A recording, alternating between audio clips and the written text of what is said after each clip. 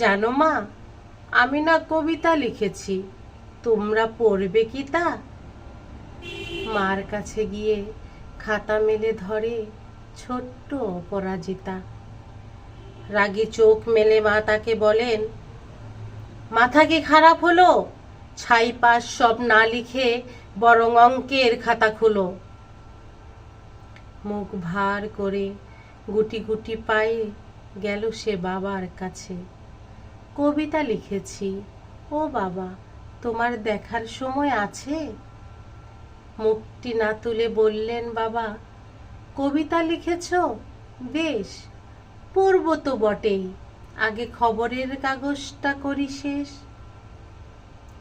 অগত্যা গেল দিদিটির কাছে, ডাকলো সে, দিদি আয়, দেখ না কেমন ছবিটা এঁকেছি ছোট্ট এ কবিতায়। দিদির দু চোখ টিভি পর্দায় ঝলমলে রোশনাই। বলল, কবিতা তুই লিখেছিস? কবিতা না ওটা ছাই। অপরাজিতার চোখ ছলছল, বুকে কান্নার ঢেউ। তার লেখা এই প্রথম কবিতা দেখল না পড়ে কেউ।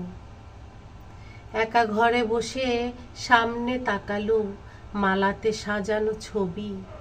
স্নিগ্ধ দু চোখে রয়েছেন চেয়ে সহজ পাঠের কবি। কবিতার খাতা মেলে সে ধরল, ঠোঁট দুটি থর থর। বলল, ঠাকুর, কেউ না পড়ুক, তুমি এ কবিতা পড়ো। কি জানি কি করে কি হয়ে গেল, এ কথার সাথে সাথে রবি ঠাকুরের মালা থেকে ফুল ঝরে পড়ল সে খাতাটিতে।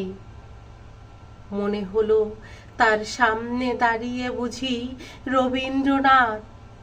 মাথার উপরে রাখলেন তার আদর মাখানো হাত।